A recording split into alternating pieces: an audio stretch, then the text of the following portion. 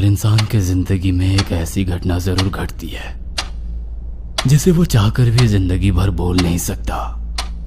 मेरा नाम है धीरज सालुंके और मेरे साथ भी एक ऐसी ही घटना घटी है जिसे मैं पिछले 18 साल से भूल नहीं पा रहा। ये बात है 2005 की, जब मैं मेरी आई के साथ लातूर से बोरगांव गांव शिफ्ट हुआ था। बोरगांव मेरे आजूबा का यानी कि मेरी आई के बाबा का गांव था। तब मैं 18 साल का लड़का था। मेरे पापा ने एक पराई औरत के खातिर मेरी आई को छोड़ दिया था। तभी से मैं आई के साथ रह रहा था और उन दिनों ही मेरा लातूर में बाइक एक्सीडेंट हो गया था, जिसके बाद ठीक होते ही हम दोनों लातूर छोड़कर बोरगांव शिफ्ट हुए थे। परिवार में अब सिर्फ मैं और आई दोनों ही बचे थे, क्योंकि आजोबा और आजी चल बसे थे और मेरी आई आजी आजोबा की इकलौती संतान थी। उनके जाने के बाद उनकी सारी प्रॉपर्टी मेरी आई के नाम हो गई थी। मेरे आजोबा उस गांव के पाटिल थे। उनका वाड़ा गांव के बाहर खेतों में था। हम दोनों उस 2 मंजिले वाड़े में रहने लगे थे। मुझे पहले से ही दूसरी मंजिल के कमरे पसंद थे, इसीलिए मैंने दूसरी मंजिल का एक कमरा ले लिया। वाड़े के पीछे एक तालाब था। उस तालाब तक जाने का रास्ता बगीचे से गुजरता था। मैं रात दिन खिड़की में बैठकर बाहर पड़ रही बारिश का आनंद उठाता था। लेकिन कुछ ही दिनों में मुझे उस बगीचे में अजीबोगरीब लोग दिखने शुरू हो गए। एक रात में खिड़की में बैठे हुए बारिश चल रही मूसलाधार बारिश देख रहा था, लेकिन तभी मैंने देखा कि एक अजीब सी औरत खिड़की के नीचे खड़ी हुई है। वह मेरी तरफ गुस्सैल नजरों से देख रही थी। उसकी आंखों के नीचे काले घेरे थे और अजीब बात तो यह थी कि उसका गला कट चुका था और उससे खून बह रहा था। मैं ये देखकर बहुत डर गया। तभी वो औरत बहुत जोर से चीखी। उसकी चीख इतनी डरावनी थी कि मेरी रूह कांप उठी और मैं नीचे आई के पास भागते हुए गया। मैंने उसे बताया कि एक अजीब सी औरत मेरे कमरे के खिड़की के नीचे खड़ी है। लेकिन जब मेरी आई कमरे में आई और उसने नीचे देखा तो उसे वो औरत कहीं नहीं दिखाई दी। बेटा, शायद एक्सीडेंट में सर पर चोट लगने के कारण तुम्हें हेलुसिनेशन हो रहे होंगे, या फिर अंधेरे में तुम्हें वो किसी पेड़ का साया हिलते हुए दिखाई दिया होगा जिसे तुम औरत समझ बैठे। आई ने मुझे कहा। मैं उसे बार बार बता रहा था कि सच में वहां एक अजीब औरत थी, लेकिन वो मेरी बात का यकीन नहीं कर रही थी। उस रात में जैसे तैसे सो गया। दूसरे दिन वाड़े में बैठे बैठे मैं बहुत बोर हो रहा था।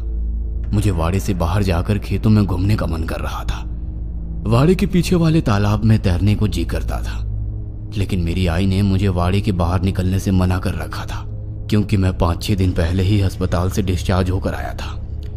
वैसे तो मुझे सब ठीक ठाक लग रहा था, सर में कुछ दर्द भी नहीं होता था, लेकिन फिर भी आई ने कुछ दिनों के लिए मुझे उस वाड़े से निकलने से साफ साफ मना किया हुआ था। मैं जब से बोरगांव आया था तब से शिवानी से मिलने का दिल कर रहा था। शिवानी मेरी बहुत अच्छी दोस्त थी। वो मुझे केवल दोस्त समझती थी, लेकिन मैं दोस्त से ज्यादा समझता था। मुझे बस जल्दी से शिवानी से मिलना था। मैं इस बात की राह देख रहा था कि कब आई मुझे वाड़े से बाहर जाने दे। उस रात में हमारे वाड़े में आई बिल्ली को ढूंढ रहा था, लेकिन वो मुझे कहीं पर भी नहीं मिल रही थी। मैं अपने कमरे में गया और बेड पर लेट गया, लेकिन सारा दिन बेड पर लेटकर मैं बहुत ज्यादा पक चुका था। घर में एक पुराना ब्लैक एंड व्हाइट टीवी था, लेकिन वो भी बारिश की वजह से चल नहीं रहा था। बाहर मूसलाधार बारिश हो रही थी, इसीलिए मैं फिर से उठकर खिड़की की ओर चल गया। लेकिन तभी मैंने देखा कि खिड़की के नीचे एक अजीब सा आदमी खड़ा था। उसका गला भी कल वाली औरत की तरह कटा हुआ था और उससे खून निकल रहा था। और अजीब बात तो ये थी कि उसके हाथ में मेरी बिल्ली थी। वो आदमी गुस्सैल नजर से मुझे देख रहा था। तभी उसने अचानक से बिल्ली का सर मुंह में डालकर किसी गाजर मूली जैसा चबाया। यह देखकर मेरे रोंगटे खड़े हो गए। मैं फटी आंखों से उसकी तरफ देख रहा था। तभी उस आदमी ने बिना सर वाली वो मरी बिल्ली मेरी तरफ फेंकी और वो मेरे छाती से आकर टकराई। मैं जोर से चिल्लाया और नीचे आई की तरफ भागता चला गया। मैंने उसे मेरे साथ घटी सारी घटना बता दी। आई मेरे कमरे में आई। उसने फर्श पर मरी बिल्ली देखी और उसने खिड़की के नीचे झांक कर देखा और कहा, यहाँ से चले जाओ और तुम्हारे मालिक से कह दो कि हम ये वाड़ा और प्रॉपर्टी छोड़कर कहीं नहीं जाएंगे। हमें अकेला छोड़ दो। वो खिड़की से नीचे देखते हुए चिल्लाई और उसके बाद खिड़की बंद करके मेरी तरफ आई। आई वो आदमी कौन था? मैंने मेरी आई से पूछा। वो मेरे बाबा के भाई का पालतू कुत्ता है। वो नहीं चाहते कि तुम्हारे आजूबा की प्रॉपर्टी मेरे पास रहे।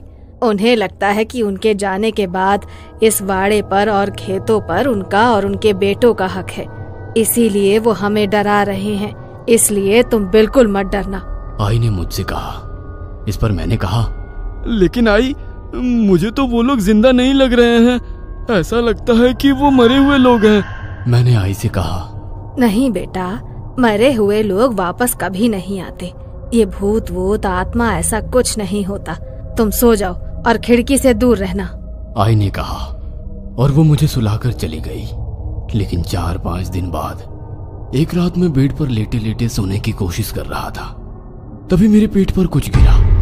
मैंने उठकर देखा तो मेरी मरी बिल्ली थी। उसे देखकर मैं बहुत ज्यादा डर गया, क्योंकि मैंने उसे मरते हुए देखा था। लेकिन मुझे समझ नहीं आ रहा था कि वो वापस कैसे आई। वो बिल्ली मेरी तरफ देखकर म्याओ म्याओ किए जा रही थी, लेकिन मैं डर गया था, इसलिए मैंने उस बिल्ली को जोर से लात मारी और वो बेड से नीचे गिर गई। नीचे गिरते ही वो खिड़की में चढ़कर बाहर कूद गई। मैं खिड़की बंद करने के लिए खिड़की की तरफ भागा, तभी मैंने देखा कि वाड़े के पीछे मेरी आई की एम्बेसडर कार आकर रुक गई। मैं चुपचाप नीचे देखने लगा। आई हड़बड़ी में कार से नीचे उतरी। वो डिक्की की तरफ गई। उसने डिक्की खोली और एक आदमी की बॉडी बाहर निकाली। उसके हाथ पैर बंधे हुए थे और फिर वो उसे कंधे से पकड़कर घसीटते हुए आम के बगीचे में ले गई। शायद वो उसे तालाब की ओर ले जा रही थी। मुझे कुछ भी समझ नहीं आ रहा था कि वो आदमी कौन है और मेरी आई इतनी रात गए उसे डिक्की में बांधकर क्यों लाई है और वो उसे घसीटते हुए बगीचे में क्यों ले गई। मुझे महसूस होने लगा कि कुछ ना कुछ तो गड़बड़ है। इसलिए मैंने चुपचाप आई का पीछा करते हुए वो क्या करने जा रही है ये देखने का फैसला किया और इतने दिनों में पहली बार वाड़े से बाहर निकला। मैं चुपचाप से उसी रास्ते से तालाब तक पहुंच गया। मैंने एक पेड़ के पीछे से देखा कि तालाब के किनारे एक अग्नि जल रही थी। आई ने उस आदमी को एक लकड़ी के पिटारे के सामने लिटा दिया था और वो कुछ मंत्रों का जाप कर रही थी। वो मंत्र और आई की आवाज बहुत ही डरावने लग रहे थे। तभी आई ने बगल में पूजा किया हुआ चाकू उठाया और दोनों हाथों से पकड़कर वो चाकू उस आदमी के गले में घोंप दिया और फिर बड़ी आसानी से उसे घुमाकर उसका गला काटा। उसके बाद उसने गले से निकलता खून उसने एक कटोरे में भर लिया। वो आदमी तड़प रहा था, लेकिन बंधे होने के कारण हिल भी नहीं पा रहा था। और उसके बाद आई ने वो खून पिटारे के ऊपर बने एक छेद में डालना शुरू कर दिया। ये सब देखकर मेरी आंखें फटी की फटी रह गई थी। मुझे मेरी आंखों पर विश्वास नहीं हो रहा था कि मेरी आई ने अभी अभी एक आदमी की बलि दी है। उसके बाद आई ने वो लाश नाव में डाल दी और एक पत्थर से उस लाश को बांधकर तालाब के बीचों बीच फेंक दी। मैं ये सब पेड़ के पीछे से देख रहा था कि तभी आई ने मेरी तरफ देखा। मैं जल्दी से पेड़ के पीछे छिप गया।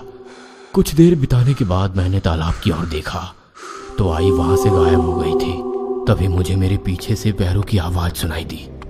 मैंने मुड़कर देखा तो मेरे पीछे आई खड़ी थी, जो बहुत ही डरावनी दिख रही थी।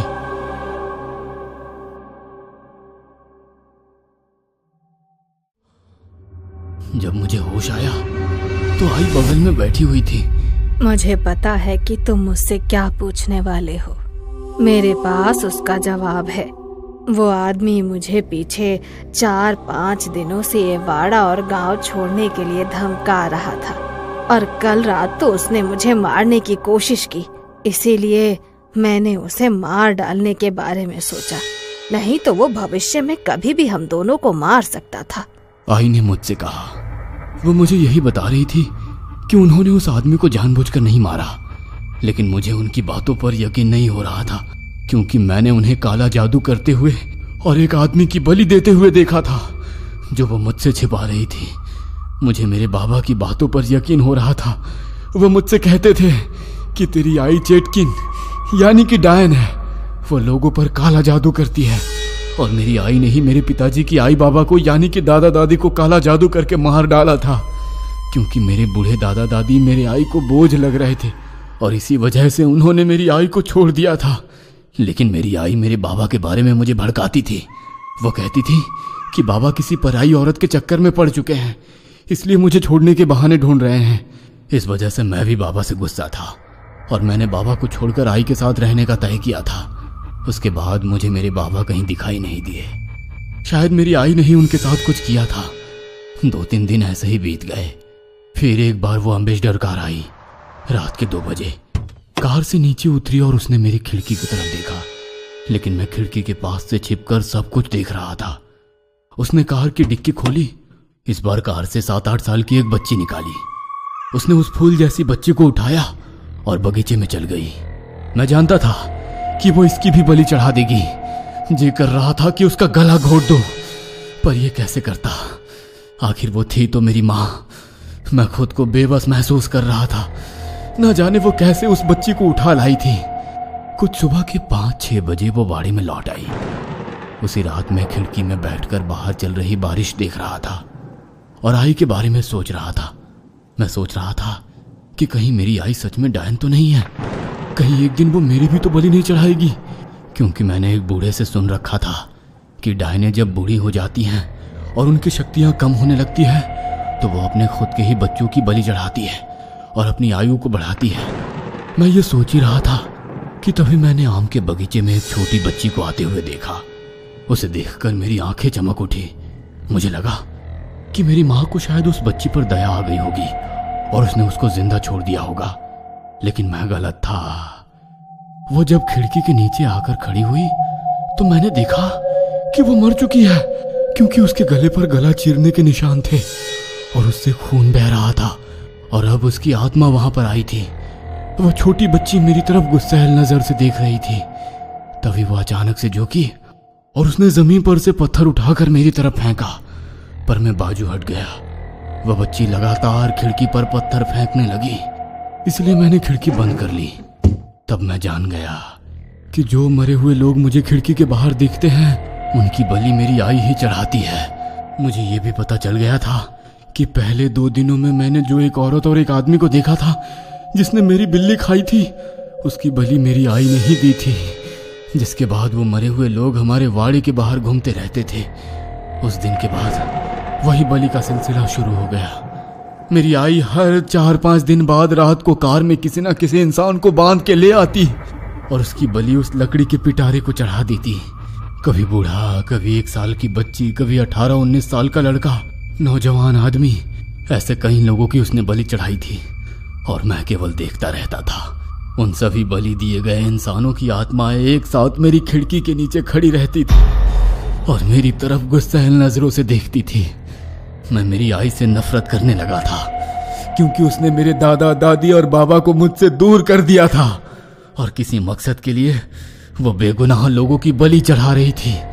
उसने छोटे बच्चों और बूढ़ों तक को नहीं छोड़ा था, लेकिन अब मैं सहन नहीं कर सकता था। मैं एक दिन आई के पास गया और बोला, आई, और कितने बेगुनाहों की बलि चढ़ाओगी? बस करो तुम्हारा ये काला जादू। तुम क्यों उनकी बलि चढ़ा रही हो? वक्त आने पर मैं तुम्हें सब कुछ बता दूंगी, उसने कहा और मेरी बातों को नजरअंदाज कर दिया। मेरी आई मेरी एक बात भी नहीं सुन रही थी और मासूम लोगों की बलि चढ़ाई जा रही थी। एक रात वो हमेशा की तरह कार में वाड़े के पीछे आई। उसने कार की डिक्की बाहर निकाली और मेरी ही उम्र की एक लड़की को बाहर निकाला। मैंने गौर से उसे देखा तो वो शिवानी थी। मैं जब भी आजोबा के गांव आता था तो उसके साथ अपना पूरा दिन बिताता था। खैर, अजीब तो ये था कि वह आज शिवानी की बलि चढ़ाने वाली थी। मैं उससे बहुत प्यार करता था। मैं उसे अपनी आंखों के सामने दूसरे लोगों की तरह बलि चढ़ते हुए नहीं देख सकता था। मैं मेरे आजोबा के कमरे में गया और मैंने अलमारी से उनकी शॉटगन निकाली और बगीचे से होकर तालाब की ओर भागा। जब मैं वहां पहुंचा तो मेरी आई शिवानी के गले में चाकू घोंपने ही वाली थी कि उतने में मैं वहां पहुंच गया था। शिवानी हिलने की कोशिश कर रही थी, लेकिन बंधे होने के कारण वो हिल नहीं पा रही थी। आई, रुक जाओ, शिवानी को छोड़ दो, मैंने दूर से कहा। नहीं बेटा, मैं इसे नहीं छोड़ सकती। ये आखिरी बलि है और बलि का आखिरी दिन। वो देखो, आसमान में लाल चांद निकल आया है। सिर्फ 1-2 मिनट में ये चांद सफेद हो जाएगा और अगर इसी समय मैंने इसकी बलि नहीं चढ़ाई तो फिर मैं अपना सब कुछ खो दूंगी। आई हवा में चाकू उठाते हुए बोली, नहीं आई, मैं उससे प्यार करता हूँ, उसने तुम्हारा कुछ नहीं बिगाड़ा है। मैं तुम्हें अब एक और भी मासूम की बलि चढ़ाने नहीं दूंगा, और अगर तुमने कोशिश की तो मैं तुम्हें। ऐसा बोलते हुए मैं चुप हो गया। क्या तू तेरी आई को मार देगा? बेटा, सिर्फ इस बार मुझे माफ कर दे और ये बलि चढ़ाने दे, मुझे मत रोक। देखो, लाल चांद सफेद हो रहा है, वो देख। वह चांद की तरफ उंगली करते हुए बोली, और उसने शिवानी के गले में चाकू घोंपने के लिए दोनों हाथ से चाकू उठाया। मैंने देखा कि लाल चांद धीरे धीरे सफेद हो रहा है। आई! मैं जोर से चिल्लाया। मेरी आई ने मुड़कर देखा और मैंने तभी उसके मुंह पर गोली चलाई। शॉटगन से निकली उस गोली से आई का चेहरा फूट गया और टुकड़ों टुकड़ों में बिखर गया और वो नीचे गिर गई। वो जमीन पर हाथ पैर हिलाते हुए तड़पने लगी। उसके सर के टुकड़े जमीन पर बिखरे हुए थे, लेकिन मुझे उस निर्दयी औरत पर जरा सी भी दया नहीं आ रही थी। मैं आई से नफरत करने लगा था। मैं बहुत ज्यादा गुस्से में था। मैं आई को छोड़कर शिवानी की तरफ भागा और उसे रस्सी से छुड़ाया। क्या तुम ठीक हो? मैंने उसे पूछा, लेकिन उसने मेरी मां की तरफ देखा और जोर से चीखी। उसके बाद वो वहां से पागलों के जैसे देखने लगी और वहां से भाग गई। मैंने उसे पीछे से आवाज लगाई, लेकिन वो नहीं रुकी। मुझे लगा कि शायद आई ने जो उसके साथ किया था उस वजह से उसने मेरे बारे में गलत सोच लिया है। तभी मेरी नजर उस लड़की के पिटारे पर पड़ी। मैं देखना चाहता था कि आई उस पिटारे को बलि क्यों चढ़ाती थी। ऐसा क्या था उस बक्से में? मैंने उस पिटारे का ताला तोड़ा और जब मैंने उसे खोला तो मेरे पैरों तले जमीन खिसक गई। मेरी आंखें फटी की फटी रह गई। मैंने जो कुछ देखा वो समझ के परे था, क्योंकि उस पिटारे में मेरी ही लाश थी। मेरी आई बलि चढ़ाकर उन लोगों का खून मेरे मरे हुए शरीर को चढ़ाती थी। अजीब तो यह था कि मेरा शरीर जैसे का तैसा था, जरा सा भी सड़ा नहीं था। मेरे दिमाग में सभी बातें आने लगी कि क्यों शिवानी मुझे देख नहीं पा रही थी, क्यों मुझे मेरी आई वाड़े से बाहर निकलने से मना करती थी, मुझे एक्सीडेंट के बाद अस्पताल में भर्ती करने के बाद से क्यों कुछ याद नहीं था, रात को मुझे नींद क्यों नहीं आती थी, इतना बड़ा एक्सीडेंट होने के बाद भी मुझे दर्द क्यों नहीं होता था, इतनी जल्दी मैं ठीक कैसे हो गया, और क्यों दिन भर सूरज के उजाले में मैं अचानक से सो जाता था, क्यों मुझे मरे हुए लोग दिखाई देते थे, क्यों वो मरे हुए लोग मेरी तरफ गुस्सैल नजरों से देखते थे। ये सब इसलिए हो रहा था क्योंकि मेरी मौत एक्सीडेंट में ट्रक के नीचे आने की वजह से उसी जगह पर हो गई थी। मेरे शरीर के टुकड़े हो गए थे। आई का इस दुनिया में मेरे और बाबा के सिवाय कोई नहीं था। बाबा तो उसे धोखा देकर पराई औरत के साथ घर बसा चुके थे, इसलिए वो मुझे गवा नहीं सकती थी। इसलिए उसने मुझे फिर से जिंदा करने की ठान ली और वो मुझे बोरगांव ले आई। वह शैतानी मंत्र पढ़कर मेरे मरे हुए शरीर को लोगों के खून चढ़ाती थी और इसलिए एक्सीडेंट में टुकड़ों टुकड़ों में बटा हुआ मेरा शरीर फिर से जुड़कर ठीक हो गया था।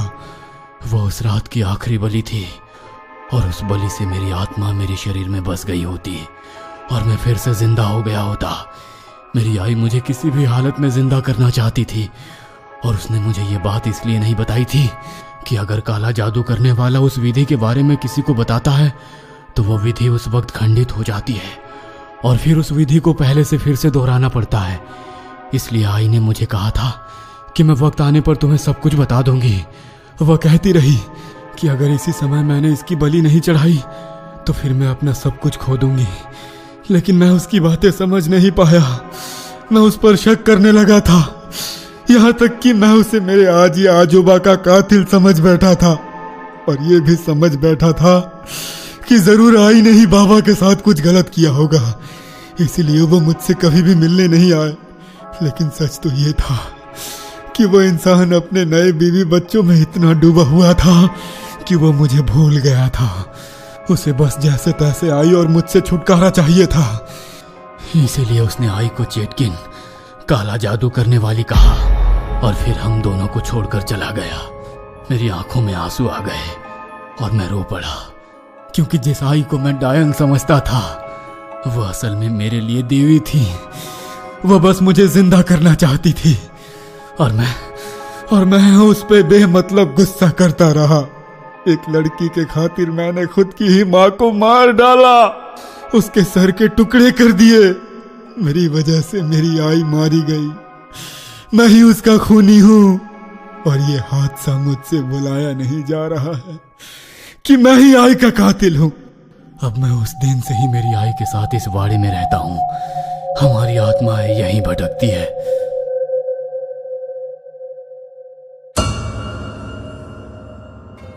ये कहानी आपको अच्छी लगी हो तो हमें सब्सक्राइब करें, हमारा इंस्टाग्राम और फेसबुक पेज जरूर फॉलो करें। और हाँ दोस्तों, सब्सक्राइब करना भूलना मत।